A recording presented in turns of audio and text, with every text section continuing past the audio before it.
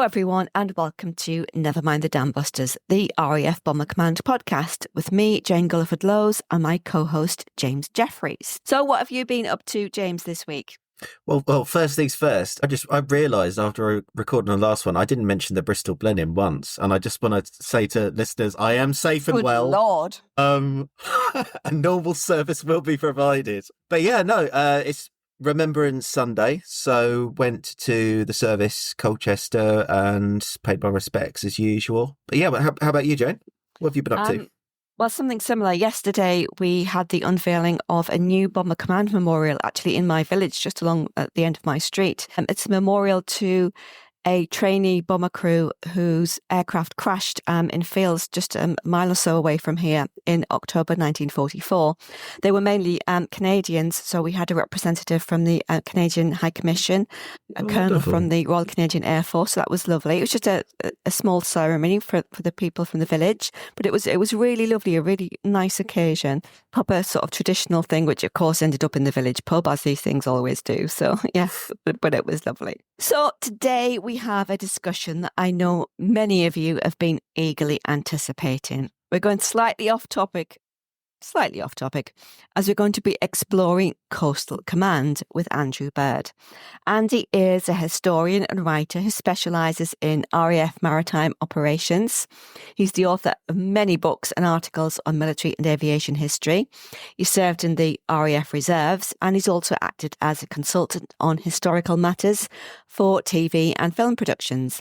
Now, I also know that Andy is the fount of all knowledge on most things involving air power and sea power. And as I can testify, if Andy doesn't have a photograph of a particular ship or a particular aircraft, it probably never existed. So welcome to the show, Andy. Hello, everybody. Yeah. My name's Andy Bird. And I started down this rabbit hole in about 1989, when the Banff Strike Wing Memorial Trust was set up with the memorial up at Boyne. Set up in Scotland. Boom. No, Karen.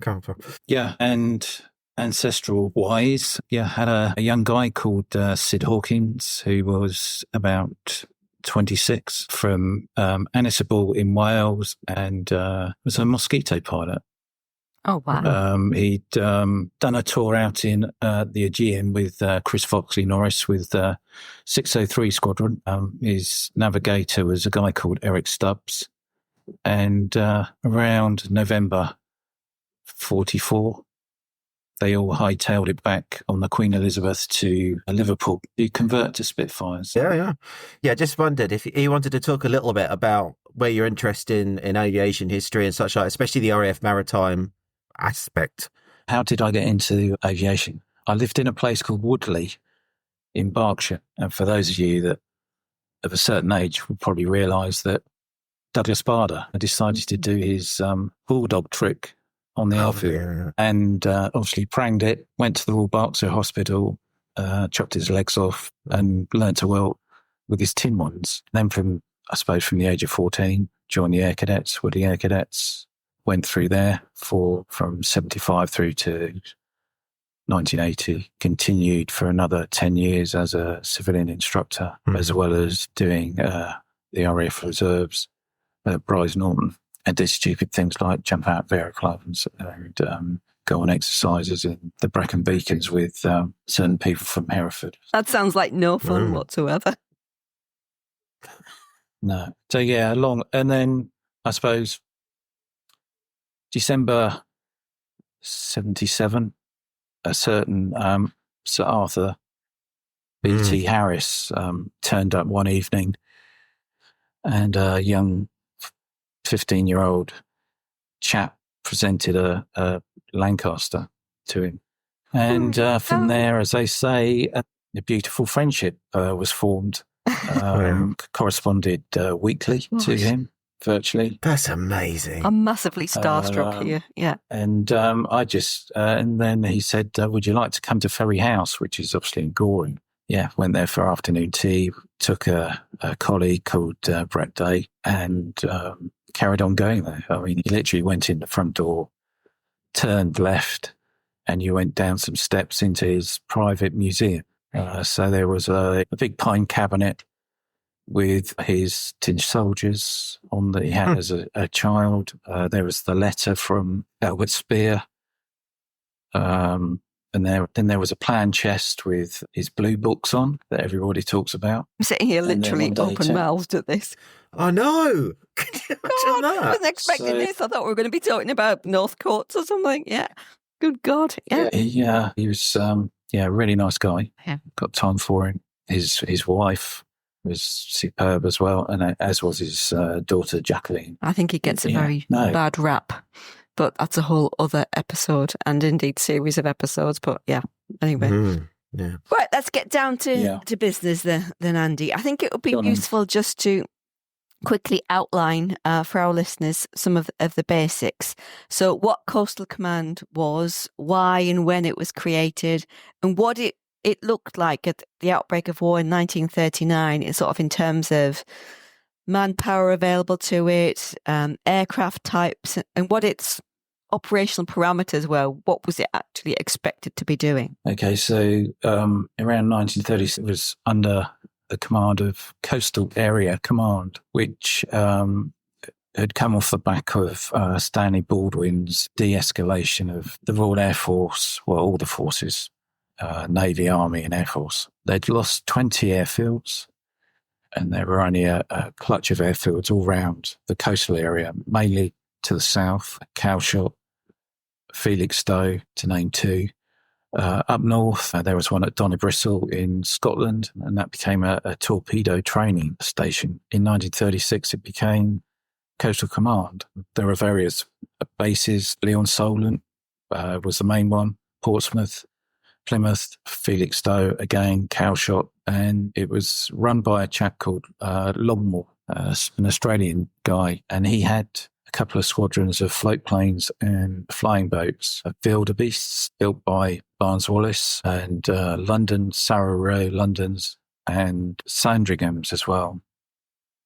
They were all wooden biplanes, so that was it. I think there was 300 aircraft at the beginning of 1939 when war broke out, and obviously they weren't prepared for war, to be quite honest. So at the outbreak of war, there were 3 squadrons in Singapore and 1 in the UK, because there had been an uprising in the Far East. So the PM had sent 3 squadrons out to do, as we do, colonial policing, and there was 1 wildebeest squadron in the UK, and Longmore left and Philip Jobert took over. He was an ex-naval guy from World War One, and he had cozied up to the Admiralty, because what they decided was that because the Admiralty was more with seaborne traffic, they should look after Coastal Command. The Navy had also got back the Fleet Air Arm, or the Royal Naval Air Service, as it was. At the end of the First World War, they'd lost 2,000 personnel and all their aircraft to the Royal Air Force.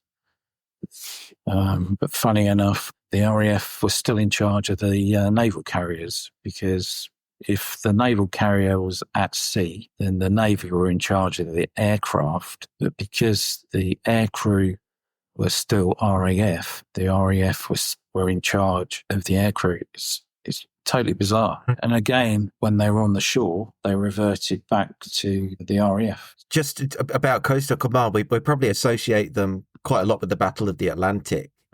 I just wondered if you could talk a little bit about the command's role, both in the terms of reconnaissance, escort duties, but in particular, how their role developed as the Battle of the Atlantic developed. I think for RAF Coastal Command, their Battle of the Atlantic actually started in 1940, because they were the only ones at the time that had what they class as long-range fighters. They didn't have any 4-engine aircraft at the time, so they just had your famous Blenheims.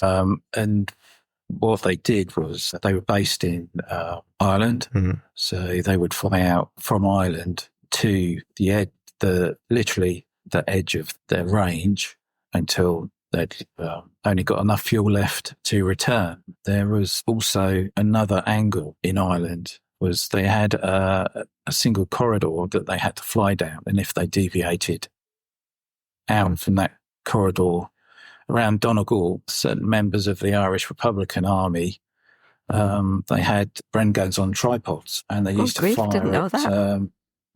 Crikey, yeah. Yeah, they used to fire at certainly the Blenheim fighters. I know that, I've got the fact, and obviously also the Hudsons as well. So if the Hudsons were in Ireland, then normally a flight of Blenheims would fly with them as well, just for protection now into the Atlantic. Obviously, when by 1941, the Coastal Command had Whitleys, so they could penetrate a bit further into the Atlantic and look after the convoys. But normally it was only a single Whitley, because they only had, I think, 20 all told. And their problem was, although because it was associated with the Admiralty would push their ministry to get them aircraft. But you had, by 1942 at least, February 42, you had Arthur Harris saying, no, you can't have the aircraft, because they needed the aircraft to hit the cities and the industry. Yeah. And again, when the Lancaster came on stream as well, the Admiralty made a huge effort to try and get, either a dozen, because obviously they had a range of, about 2,000 miles, and that would have at least got them out to the gap, the Atlantic gap, where obviously the U-boats were having a field day. So again, it wasn't until the liberators came up, and again they were then able to station them in Iceland. But the Luftwaffe then had Focke-Wulf 200 Condors, and they were racking up accounts. I mean, they'd fly out from Cognac in France and also Trondheim in Norway. I was in Oslo last weekend, Andy, and I went to the Norwegian Air Force Museum at Gardermoen, and they had an aircraft there which I had never ever seen or indeed heard of before in my life, and that was a Northrop Nomad, which had been operating out of Iceland, I think, sort of supporting obviously convoy routes, etc. And that they had apparently had a whole fleet of them there, and I'd never ever heard about this aircraft, but apparently they were crewed by Norwegians. Didn't know that. Yeah, nice aircraft. Yeah, it was lovely, beautiful. So something that you've touched on earlier, Andy, and this is the battle of resources between Bomber Command and Coastal Command. That's something I particularly wanted to talk about. So, sort of reading the contemporaneous literature, and particularly archival documents, etc., there seems to be this constant battle between Bomber Command and Coastal Command always seemed to morph worst. And obviously, this was reflected in the events leading up to the 1,000 bomber raid in 1942. I think mine laying might get a mention here in this context as well. My favourite subject, obviously. But I just want to read out a quote from Christina Goulter, whose book, A Forgotten Offensive, which I'm sure you're familiar with, RAF Coastal Command's Anti-Shipping Campaign 1940 to 1945, is one of my sort of go-to texts. And what Christina says, I should call her Professor Goulter really, is, so although the cost of mounting an effective anti-shipping offensive was heavy, it should be viewed as an important complementary action both to strategic bombing and the campaign against the U-boat menace in the Atlantic. It should at the very least be seen as a vital support to these two campaigns. But it is fallacious to argue that the Allied war effort would have been better served if large-scale resources had been transferred from bomber to coastal command. It's an interesting point of view. Many of the targets chosen for Bomber Command proved to be less than vital to the maintenance of German war production, just what we were talking about in a previous episode. Yeah. But the bombing of targets such as oil and communications was the key to Germany's defeat. A small reallocation of aircraft production resources to benefit Coastal Command should have been possible without affecting bomb operations, but anything greater might have jeopardised the offensive against mainland Germany. I think that's certainly what Harris would have argued at the time, isn't it? So how did this actually play out in reality? Kind of Bomber Command sort of basically hoovering up all these resources and aircraft and Coastal Command pretty much being the poor relation for the duration of the war. Yeah, I mean, they didn't have enough resources at all. They were obviously heavily reliant on Bomber Command. I mean, June, September 42, you've got 51 Squadron, 77 Squadron, 304, 311, 61, 405, and 10 OTU. They made 50 attacks on U-boats, whereas Coastal Command made 7. But when they got the Liberators and they had success, Harris turned around and said, we want them for to bomb the cities. And there's this constant thing, I think, in late 41, early 42, where they're pleading for sort of a couple of squadrons of Hamdens, I think, which obviously I don't think they ever actually materialised. Yeah, I mean, it's interesting that you should mention 10 OTU there, though, Andy, because my uncle was actually serving with 10 OTU, and he went on secondment with his crew. They went on secondment for about 3 or 4 weeks in early 43 to Coastal Command. And I'd never, ever come across this before anywhere, this actually happening. It was just before they went to their HCU. And so they spent 3 or 4 weeks just flying around doing, I think it was they were doing SE rescue patrols and just general sort of reconnaissance, sort of zooming around the Bay of Biscay, really. I mean, they thought it was dead boring, but I was quite surprised to see that in his logbook. And then again, you've got the old... You've got the Polish 304 squadron. They came upon an Italian submarine, and they were again seconded from Bomber Command. Fortunately, the submarine managed to get to again the harbour in Santander to be repaired, but it'd taken such a pasting that it would be back at sea until the end of November 42.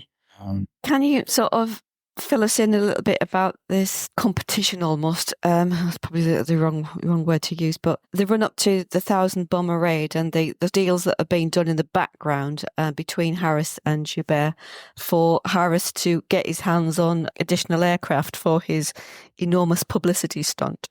Well, he'd known Joubert while he was OC of T10 Squadron down here in Pembrokeshire, Pembroke Dock. Yeah, they had a very good relationship. So he personally wrote to Joubert. You see, Coastal Commander said, basically, can you contribute 250 aircraft?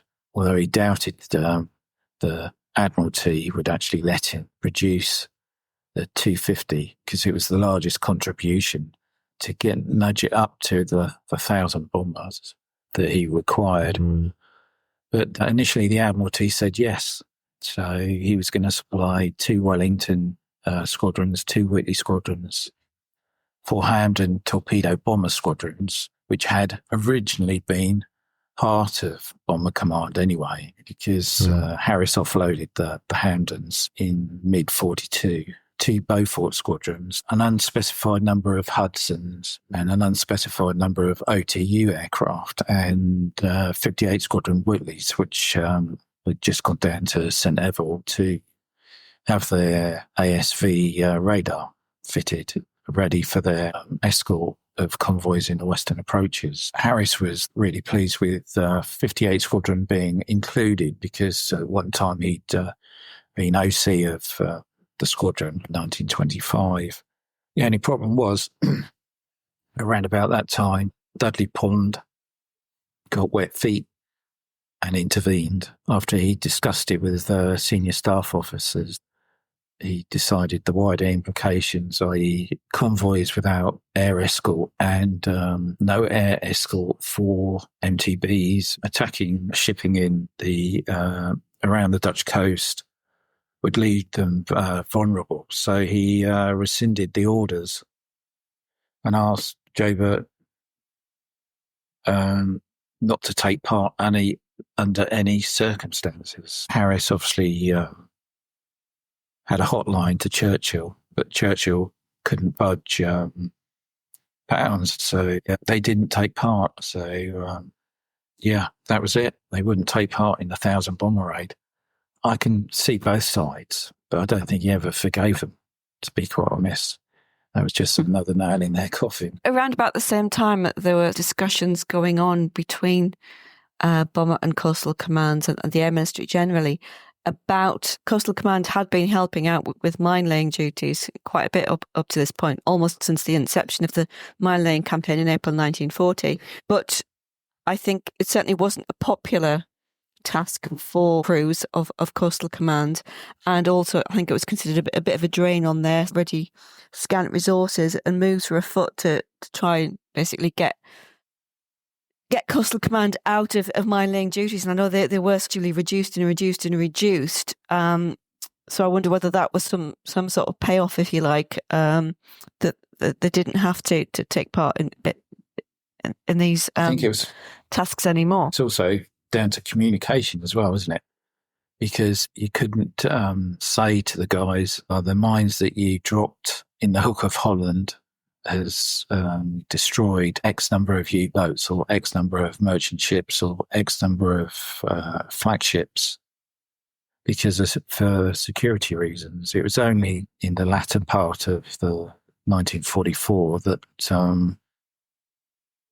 they started to show the films that the guys had shot with the gun camera footage or been pieced together with the F-24 handheld cameras in the station cinemas, whether it be Bomber Command or Coastal Command, that the air crews realised what effect they were actually having on say the iron ore trade or the oil trade. I mean, I was staggered when I looked up, the Germans were going as far as, the Dutch East Indies to pick up, one U-boat could hold 242 tons of rubber, and then they'd turn around and they'd sail back up through the southern Atlantic into the North Atlantic and then into the Bay of Biscay. Then you also had Japanese submarines as well. James and Al in the We Have Ways podcast were talking about they visited Jersey and Guernsey. Yes. They were getting cement brought up from Japan with it was called tungsten cement. So they were getting sacks of cement through from Japan to build the Atlantic Wall, and also the constructions on both Jersey and Guernsey as well.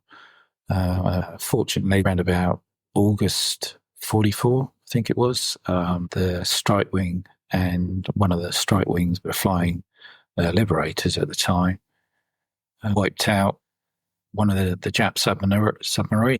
Yeah. You've mentioned strike wings there, and that was something that I was going to sort of come on to. Can you tell us where they fitted into the overall operational position, if you like, of Coastal Command, and why they were considered necessary, and how their duties sort of differed from the rest of Coastal Command? So they're particularly targeting shipping, aren't they? Yeah, shipping, mine layers, your favourite, yeah. Well, the concept originally started in Malta by a guy called Pat Gibb, a Welshman, and he started it with Beauforts. And then the concept died a death, and it wasn't until Bristol Aeroplane Factory in Weston-super-Mare had got enough Beauforts off the factory line for Joubert to put together a strike wing using the fighter squadrons which had been used in the Battle of Britain, mainly T-54, T-36. A new one would add in 143, and they were based at a place called Northcotes in Lincolnshire. And the nucleus there was a guy called Ken Gatwood, who's the guy that dropped the tricolour over the Eiffel Tower. Oh, right, yeah. Yeah, I've heard about him. Yeah. They all got together, and they were given 6 months training. By November 1942, they thought they were ready to go and attack a German merchant convoy flying down from the Hook of Holland towards Cuxhaven. I think it didn't go too well. Two of the strike leaders got hit by flak. There were quite a few casualties, so they took them offline. And it wasn't until April 43 that they were ready to go out and take on another convoy. The concept worked. Further strike wings were made at Langham and Stubby, all with bow fighters. And it wasn't until late 43 that Coastal Command got the first Mosquitoes. The Norwegian Squadron 333 Squadron, they were based up at Woodhaven in Scotland. They originally had Catalinas, and they were given a dozen Mosquitoes. So the Mosquito guys went to Lucas while the Catalinas stayed at Woodhaven. Unfortunately, they weren't given any instruction manuals on how to fly the Mosquitoes, so were a considerable number of casualties. But they pressed on, and so by December 43, the 248, which were based down in Prydanig in Cornwall, they got a batch of Mosquitoes, and a guy called Anthony Phillips, who was the CO, got them up and running. And then the Tetsi Mosquitoes joined them. The Tetsi Mosquitoes had millimetre guns slung underneath the nose. They were, if you know, 6-pounder anti-tank guns. It's basically that extended into Bombay with 21 HE shells or armour-piercing shells. That's going to sting guys me. Yeah, a little bit. Yeah. And the guys that flew them had been taken off the highball Mosquitoes that were going to take out the Tirpitz. The Admiralty didn't want the RAF to take credit for sinking one of the battleships because the 617 Squadron had already taken out the dams. Therefore, they didn't want, more publicity. So, hence, the X-Craft went in. And literally a month after the RAF Highball Squadron sailed out to the Pacific, to Australia, to take part in the Pacific War. But unfortunately, the Americans didn't want the RAF to take part. So the guys left in the UK, joined 248.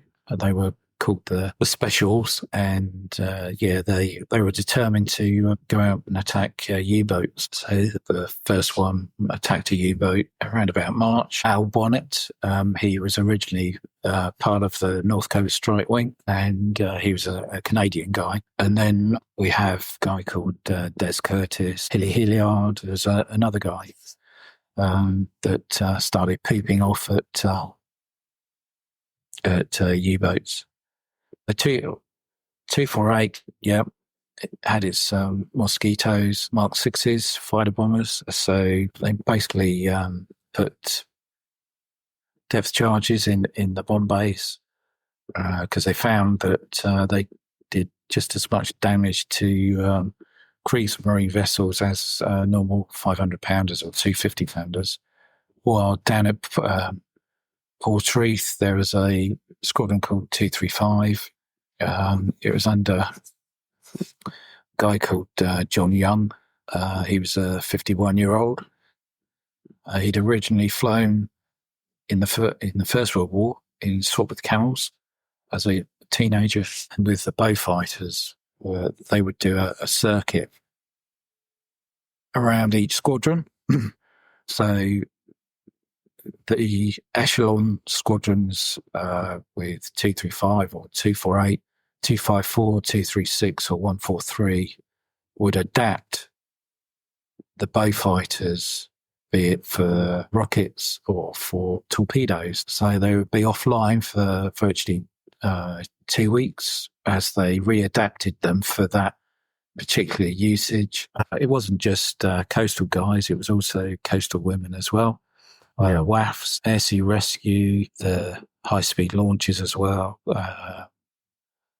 is when the guys moved up from Portreath to Banff in Scotland. They also took on the high-speed launches that were based at Aberdeen Harbour.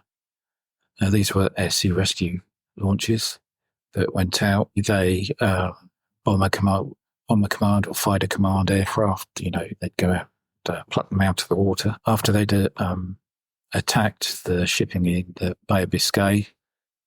At the end of August, it was running pretty low, so they obviously then shifted to Scotland. The Kriegsmarine in the Bay of Biscay put a price on their head as well, because they were doing so much damage to merchant ships and the flagships.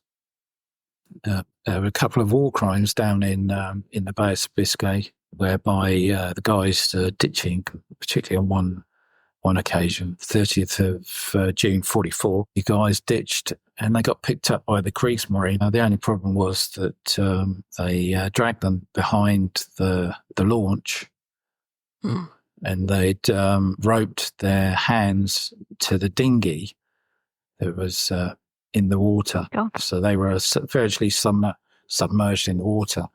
It got as far as the French and the Americans and the British looked at their deaths, and it was going to go to trial, but the judge and the barrister who were putting it together in 1948, it was ready to go to the court in Nuremberg, decided that everybody had had enough of the war and ditched it, and it never went to trial. The document runs to 1,500 pages. It's also got mugshots of the perpetrators, and the perpetrators managed to get out of the country and go to live in America and Canada. So I now know they're all dead, so I might do a book. Yeah, it's very horrific. And again, some other guys got shot down and paddled their way to a lighthouse. And again, they were tied to the sides of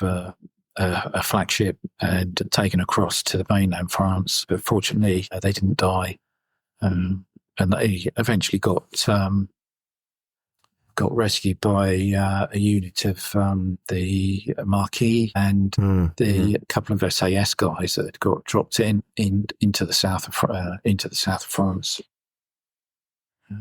Andy, can I just UK. ask you about sort of casualty rates for Coastal Command generally? I mean, what sort of figures are we talking about?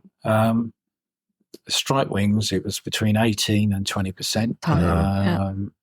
Yeah, that's high. Yeah.